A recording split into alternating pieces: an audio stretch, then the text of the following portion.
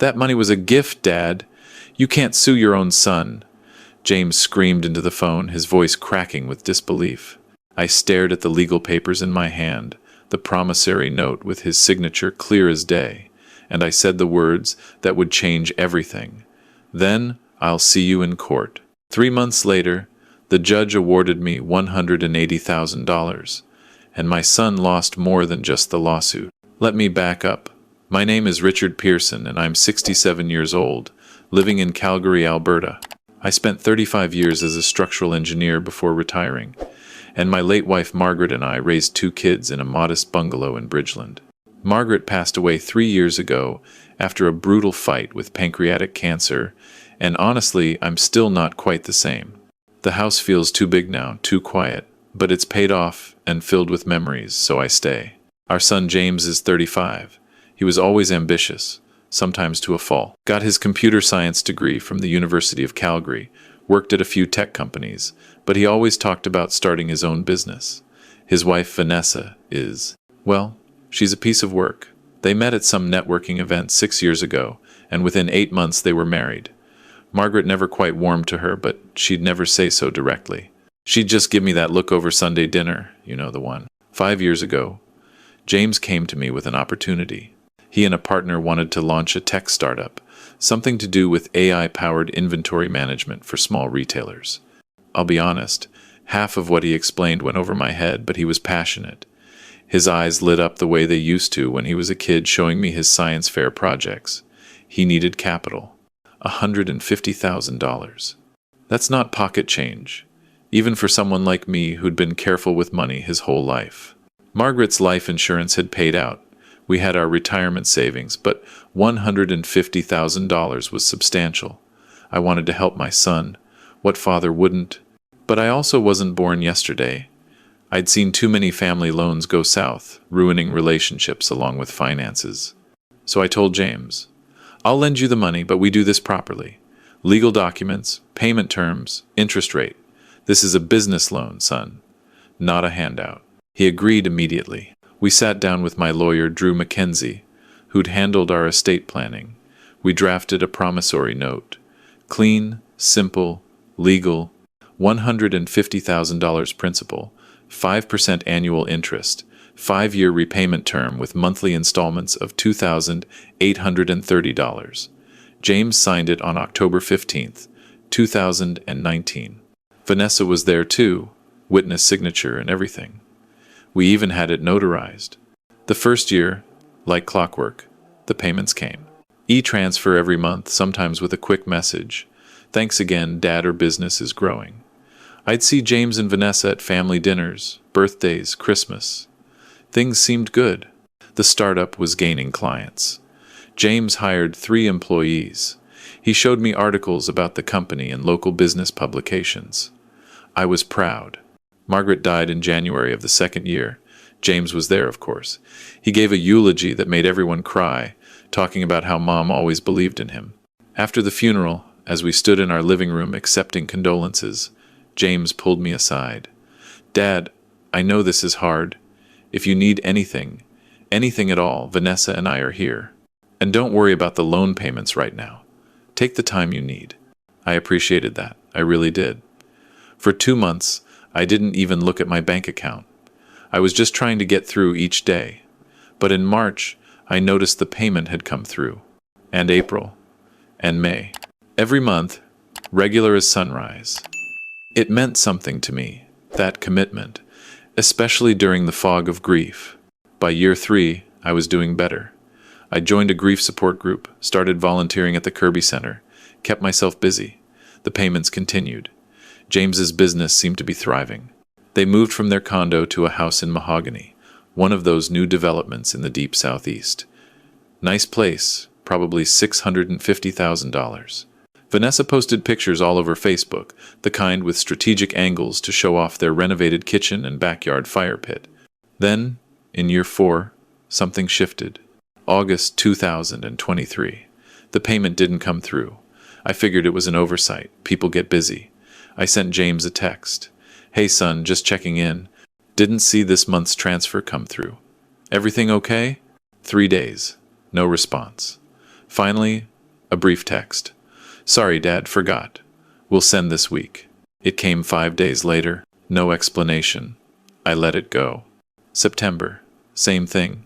No payment on the 1st. I waited a week before texting. This time, been swamped with work. Soon. The payment came 3 weeks late. I was starting to feel uncomfortable. This wasn't like James. I called him. It went to voicemail. I left a message. James, it's your father. I think we should talk about the loan arrangement. Give me a call when you can. He texted back instead. Everything's fine, Dad, just cash flow timing issues. You know how business is. October. No payment at all. November. Nothing. I was now missing $8,500 and my texts were going unanswered. When I tried calling, he'd decline and text, "Can't talk now," or "in a meeting." I drove to their house one Saturday in December. I didn't want to ambush them, so I'd texted first. "I'm coming by around 2 p.m. We need to discuss the loan." No response, but I went anyway. Vanessa answered the door. She didn't invite me in. She stood in the doorway, arms crossed, looking at me like I was a door-to-door salesman. "James isn't here," she said flatly. "Where is he?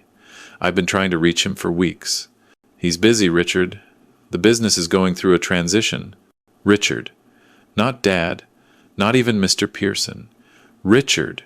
"I understand business has challenges," I said, keeping my voice calm, "but we have an agreement. If he's having trouble with the payments, we can discuss restructuring, but he needs to communicate with me." Vanessa's expression hardened. "You know what the problem is? You're treating him like a debtor instead of your son. This is why he doesn't want to talk to you. You're obsessed with this money thing. There's a signed contract. Family shouldn't need contracts, Richard. Maybe if you'd just supported him without all these conditions, without holding it over his head, things would be different." I felt heat rising in my face. "I'm not holding anything over his head. I lent him $150,000 in good faith. All I'm asking for is what we agreed to." "You know what?" Vanessa stepped back, hand on the door. "I think you should go. James will contact you when he's ready." She closed the door. I stood there on their freshly shoveled walkway, looking at their 3-car garage and professional Christmas lights, and I felt something I hadn't expected. Not just anger. Hurt. Deep, cutting hurt. Christmas came. No invitation to their house. I went to my daughter Sarah's place in Edmonton instead, spent the holidays with her family. She knew something was wrong but didn't press. On Boxing Day, James sent a group text to the family. "Merry Christmas, everyone. Hope you had a great day," with a picture of him and Vanessa in front of their tree. I didn't respond. January 2024. I sent a formal letter via registered mail. Drew Mackenzie helped me draft it. Professional, clear, not emotional. It outlined the missed payments, now totaling $11,300, and requested either immediate payment or a meeting to discuss restructuring. I gave him 2 weeks to respond. The letter came back signed for. 3 days later, James called. Finally. "Dad, what the hell is this letter? Are you seriously getting lawyers involved? You haven't responded to any of my messages for months, James. What choice did I have?" "The choice to act like a father instead of a bank." His voice was sharp, cutting.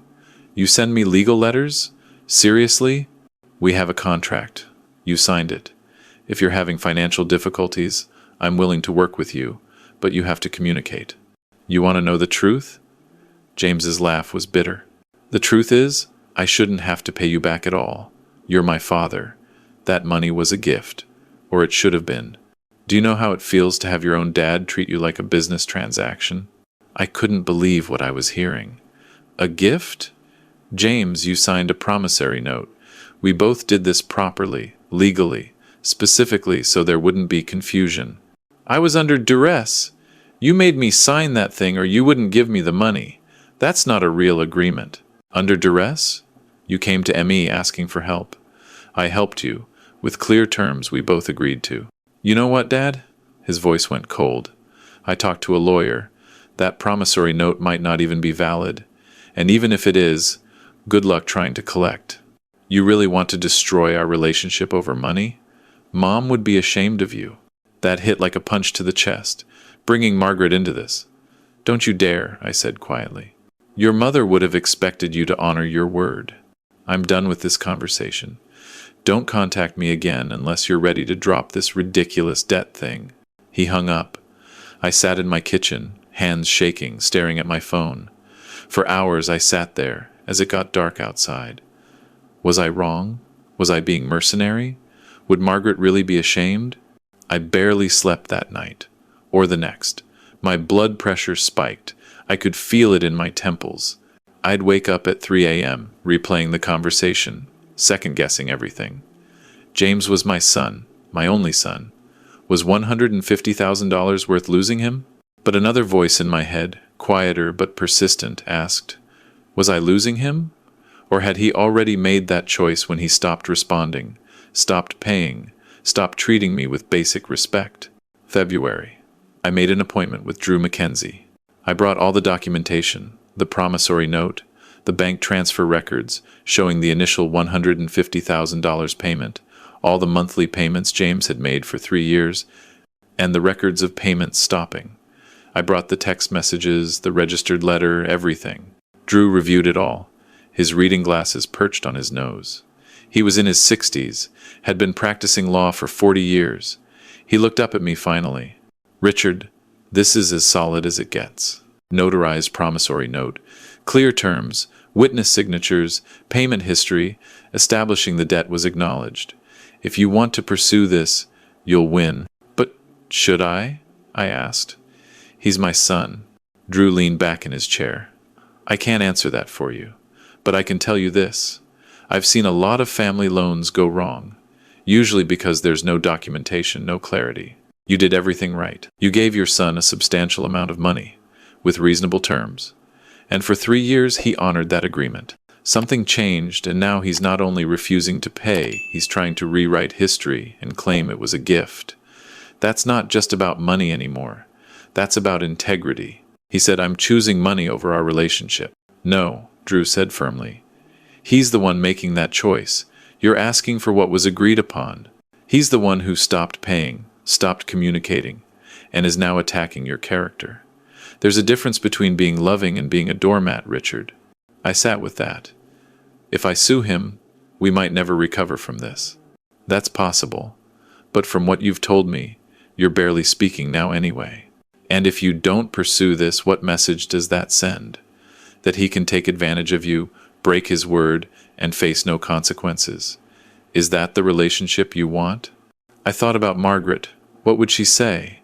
She was always more diplomatic than me, but she also had steel in her spine. She didn't tolerate disrespect, especially from our kids. I remembered once when James was 16, he'd lied about where he was going and came home drunk. Margaret grounded him for a month, and when he protested, she said, I love you enough to hold you accountable. That's what real love looks like. Draw up the papers, I told Drew. It took 2 weeks to prepare the statement of claim.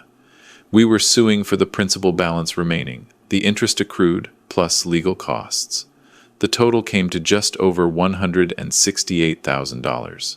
Drew filed it with the Court of King's Bench of Alberta in early March. We had to serve James personally. Drew hired a process server. On March 12, 2024, a woman approached James outside his office building downtown and handed him the papers. James Pearson? You've been served? I knew exactly when it happened because 15 minutes later my phone exploded. 3 missed calls from James. Then a text. I can't believe you actually did this. You're suing me? Your own son? You're insane. Then another. Vanessa was right about you. You've always been controlling. This is financial abuse. Then, don't ever contact me again. You're dead to me. Each message felt like a knife, but I'd made my decision. I didn't respond. The next call was from Sarah. Dad, what's going on? James just called me screaming about you suing him. I explained everything. The loan, the signed agreement, the stopped payments, the months of being ignored. Sarah listened quietly. Dad, I had no idea. Why didn't you tell me? I didn't want to put you in the middle. Does he really owe you $150,000? Plus interest and missed payments, yes. Long pause. Then, Dad, I'm sorry you're going through this. For what it's worth, I think you're doing the right thing. James has always been entitled. Mom used to worry about it. That conversation helped. At least one of my kids understood. The legal process ground forward. James hired a lawyer, Marcus Whitfield, from one of those aggressive firms with TV commercials.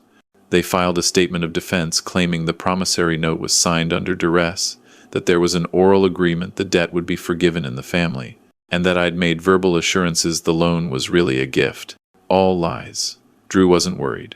They're throwing spaghetti at the wall. Nothing's going to stick. They have no evidence because none of that happened. We went through examinations for discovery.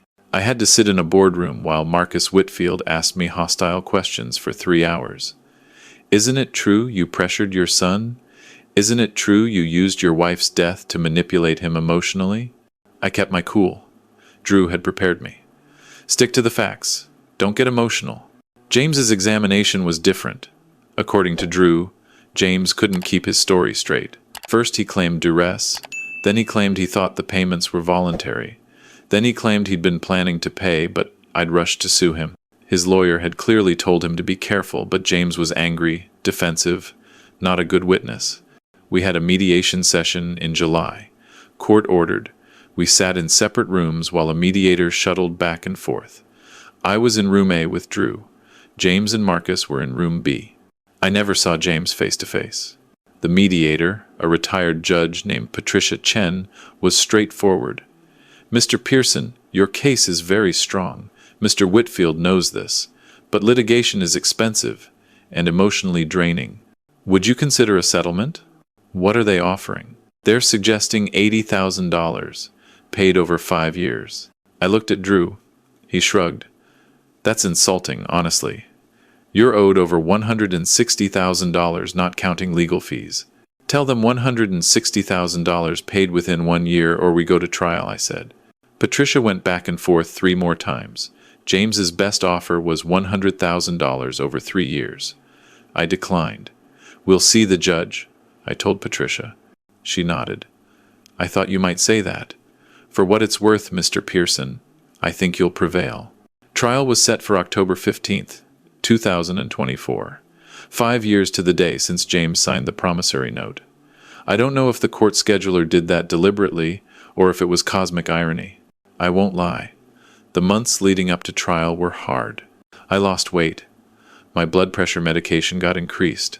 Some nights I'd lie awake wondering if I was doing the right thing. But then I'd remember James's words. You're dead to me. He'd made his choice. I was just following through. The trial lasted 2 days. The courtroom was exactly like you see on TV, but smaller, more mundane. Wood paneling, harsh fluorescent lights, uncomfortable benches.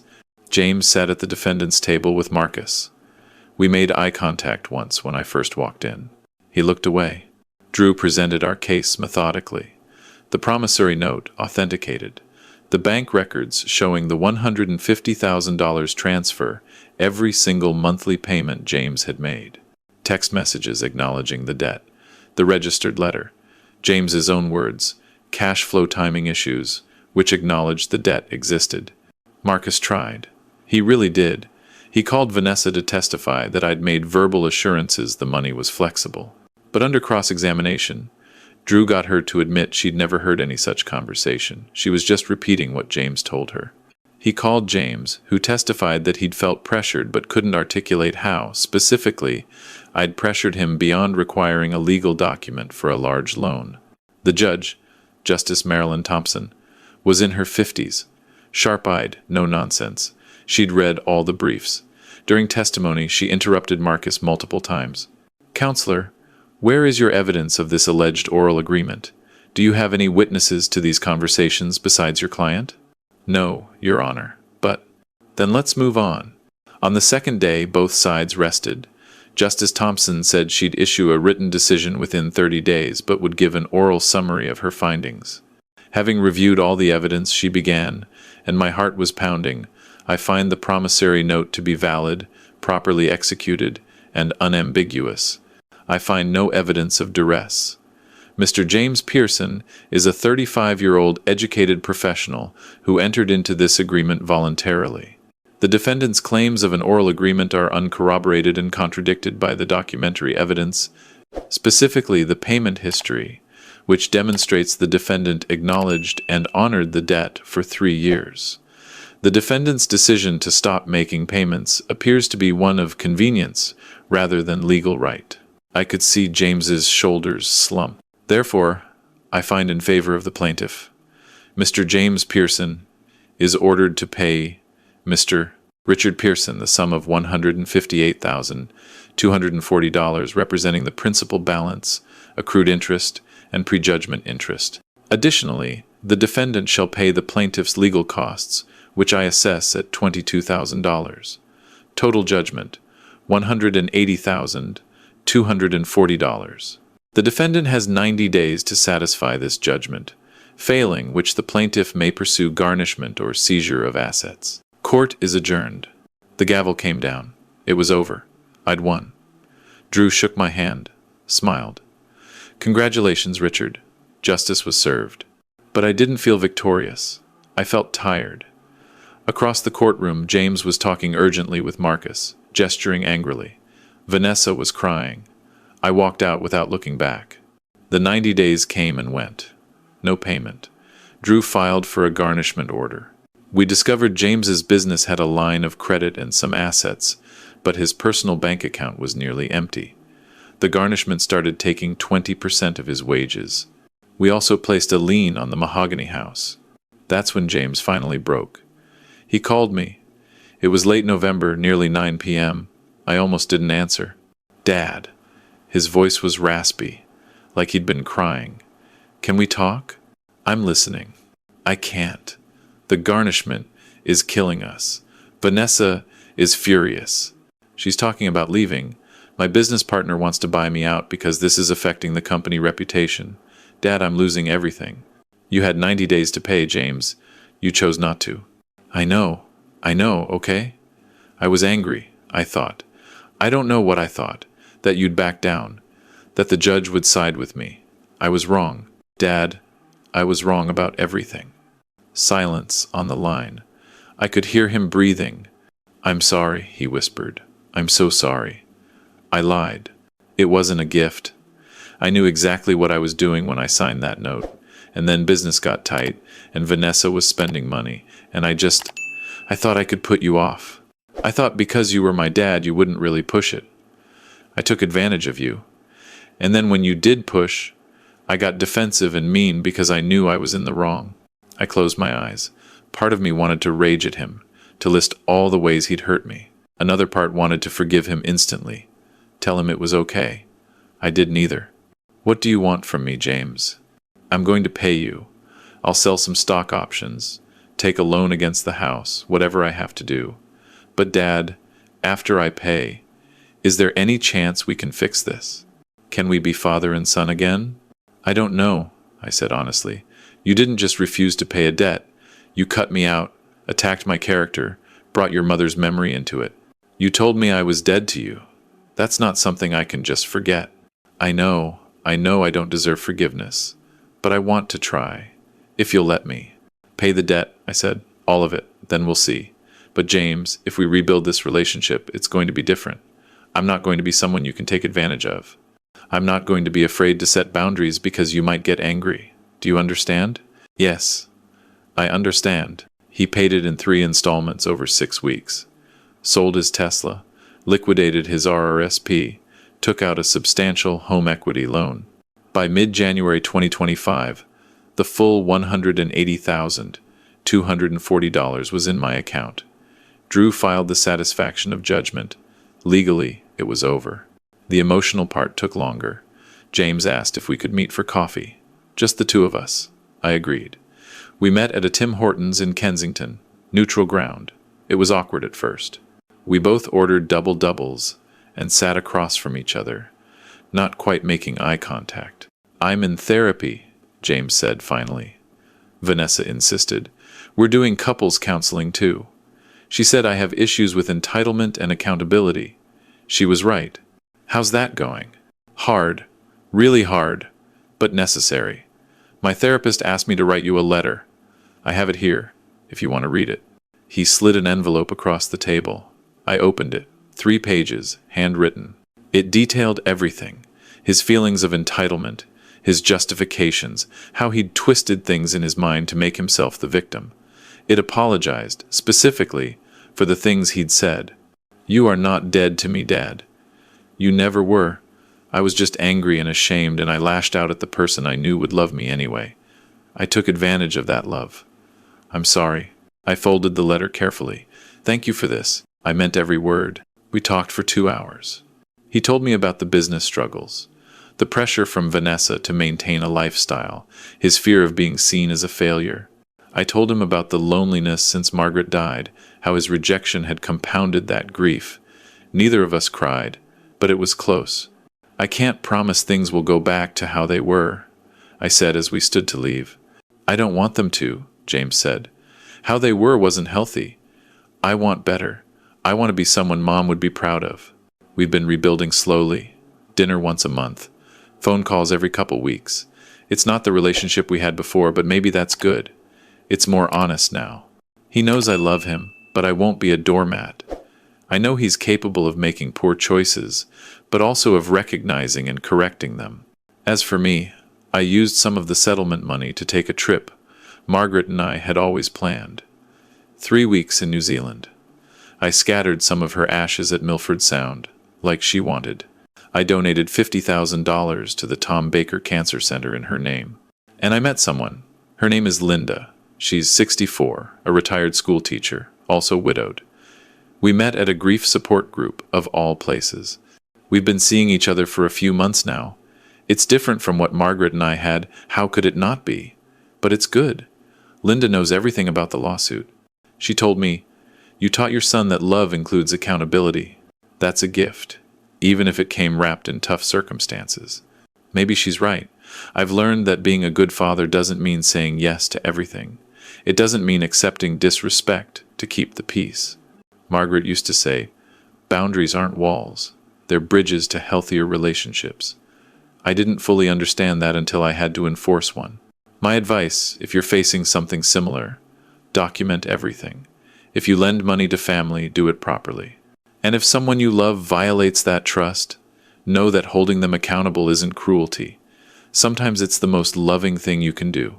Because real relationships can't exist without mutual respect, and respect means honoring your commitments.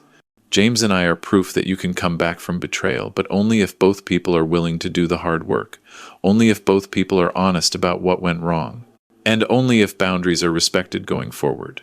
If you enjoyed my story, or if it helped you with a situation you're facing, please hit that like button and subscribe to Shattered Vengeance for more stories about overcoming betrayal and rebuilding stronger. Drop a comment below. I'd love to hear your thoughts or your own experiences. Have you ever had to take legal action against a family member? How did it turn out? Let's talk about it. And remember, setting boundaries doesn't mean you love someone less. Sometimes it means you love them and yourself enough to demand better. Thanks for listening. Take care of yourselves out there.